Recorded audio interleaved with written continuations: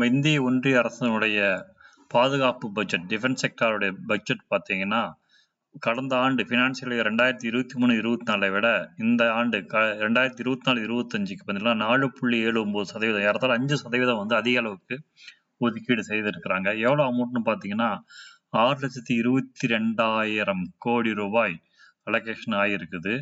So இதன் மூலமாக நமக்கு ஷேர் மார்க்கெட்டில் என்ன இம்பேக்ட் வரும்னு பார்த்தீங்கன்னா, டிஃபென்ஸ் செக்டாருடைய ஷேர்ஸ் எல்லாமே நல்ல அளவுக்கு க்ரோத் ஆகிறதுக்கான வாய்ப்பு இருக்குது.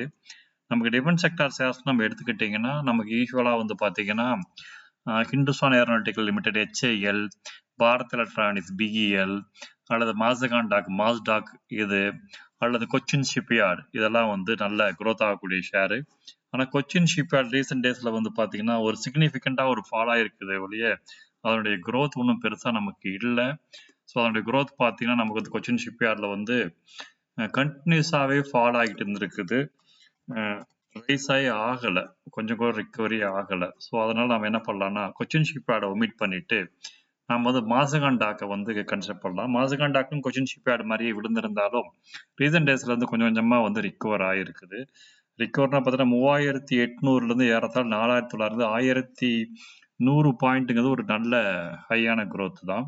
ஸோ இதோட பேட்டர்ன் வைஸ் நம்ம டெக்னிக்கல் அனாலிசிஸ் பார்த்தீங்கன்னா W பேட்டர்ன் சொல்லுவாங்க.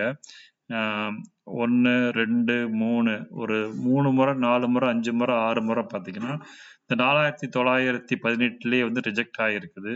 சப்போஸ் இந்த பாயிண்ட்டை உடச்சிச்சுன்னா மார்க்கெட் இதுக்கு மேலே அரௌண்ட் 1000 பாயிண்ட்ஸ் மேலே போகிறதுக்கு வாய்ப்பு இருக்குது. சப்போஸ் அப்படி ஒரு 1000 பாயிண்ட் போயிருக்குது அப்படின்னா நமக்கு வந்து இமிடியேட்டாக வந்து ஒரு 500 பாயிண்ட் வந்து 5,350 ஃபர்ஸ்ட் டார்கெட்டாகவும், நெக்ஸ்ட் வந்து 5,850 அடுத்த டார்கெட்டாகவும் இருக்கும்.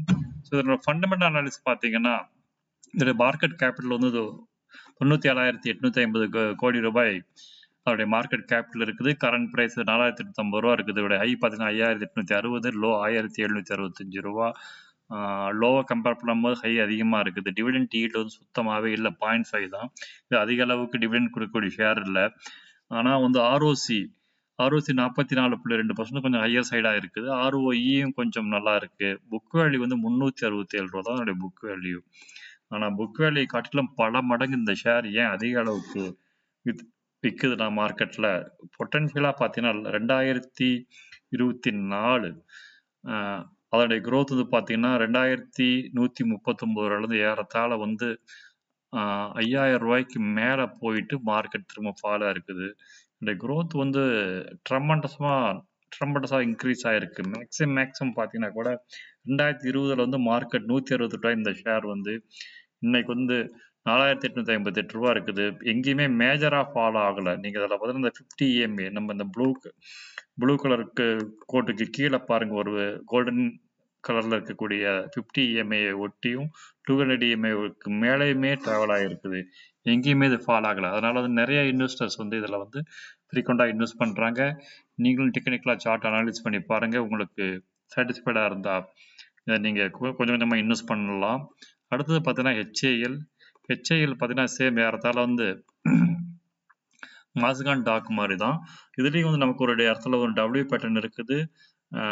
3 முறை வந்து மார்க்கெட் வந்து இந்த இடத்துல உடைச்சிருக்குது. இந்த முறை வந்து மார்க்கெட்டை உடைச்சிருந்தாலுமே இந்த இடத்துல வந்து திரும்பவும் வந்து நமக்கு க்ரீனாக க்ளோஸ் வைக்கல. ஒருவேளை க்ரீனாக க்ளோஸ் வச்சுருந்தா கண்டிப்பாக நல்லா இருந்திருக்கும். நம்ம EMA பார்த்தீங்கன்னா 200 EMA, 50 EMA, 100 EMA எல்லாத்துக்கும் மேலே இருக்குது. ஒரு கோல்டன் கிராஸ் ஒரு மாதிரி ஃபார்ம் ஆகிருக்குது. ஸோ இது ஒரு நல்ல சைன் தான் இது வந்து. தென் நமக்கு ஸ்மார்ட் மணியில் வச்சு பார்க்கும்பொழுது பார்த்தீங்கன்னா சேஞ்ச் ஆஃப் கேரக்டர், மார்க்கெட் ஷிஃப்ட்னு சொல்லுவாங்க. சேஞ்ச் ஆஃப் கேரக்டர் நடந்து இதில் ஒரு கரெக்ஷன் ஆகிருக்குது. ஸோ இந்த ஆர்டர் பிளாக்ல பர்ச்சேஸ் பண்ணிட்டு மேலே போயிருக்குது.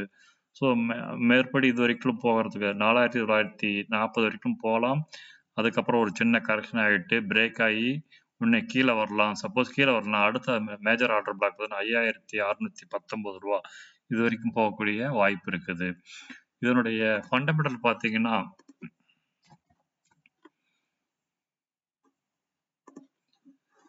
ஸோ மார்க்கெட் கேபிட்டல் வந்து பார்த்தீங்கன்னா 3,12,311 கோடி ரூபாய். ஏறத்தாழ வந்து நம்ம மாசகான் டாகை விட 3 மடங்கு அதில் மார்க்கெட் கேபிட்டல் அதிகமாக உள்ள கம்பெனி. ப்ரைஸ் பார்த்தீங்கன்னா ஏறத்தாழ நமக்கு மாசகான் டாக் மாதிரி தான் 5,000 சில்லறைக்கும் பக்கத்தில் தான் இதுவும் இருக்குது. இதனுடைய புக் வேலையும் அதே மாதிரி நம்ம மாசகான் டாக்ல வந்து பார்த்தீங்கன்னா இருக்கிறத விட கொஞ்சம் அதிகமாகவே இருக்குது. அதில் 300 சில்லரை இருந்துச்சு, 465 இருக்குது. இந்த டிஃபென்ஸ் செக்டார் ஷேர்ஸ் எல்லாமே பார்த்தீங்கன்னா அதிக அளவுக்கு வந்து உங்களுக்கு ஒரு டிவிடெண்ட் கொடுக்க மாட்டாங்க. ஆனால் ஷேர் growth வந்து மிக அதிகமாக இருக்கும்.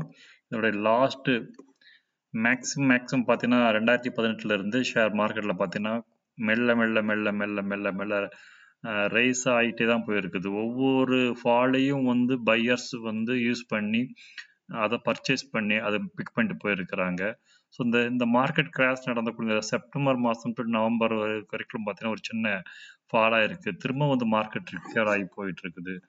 ஒரு நல்ல சார்ட் பேட்டர்ன் இருக்குது. நெக்ஸ்ட் ஷேர் பார்த்தீங்கன்னா பெல்லு ஏறத்தால வந்து பார்த்தீங்கன்னா சேம் அதே மாதிரி அதே பேட்டர்னில் தான் இருக்குது. பெருசாக சொல்லிக்க ஒன்றுமே இல்லை. ஏறத்தால மாசகண்டாக்கு சொல்லக்கூடிய HIL சொல்லக்கூடிய அதே விஷயம்தான்.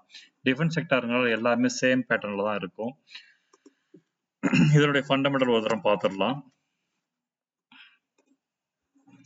ஸோ இதனுடைய மார்க்கெட் கேபிட்டல் பார்த்தீங்கன்னா 2,30,000 கோடி. ஏறத்தால வந்து HILக்கு மாசகண்டாக்கு மிடில் இந்த செக்டார் ஃபால் ஆகுது. ஆனால் ப்ரைஸ் வைஸ் பார்க்கும் பொழுது டீசெண்டான அளவுக்கு ஒரு 316 ரூபா சின்ன ஷேராக இருக்குது. ஆனால் புக் வேல்யூ பார்த்தீங்கன்னா அதே அளவுக்கு அதே மாதிரி குறைஞ்சிருக்கு. இதுக்கும் டிவிடெண்ட் ஈல்டு பெருசாக இருக்காது.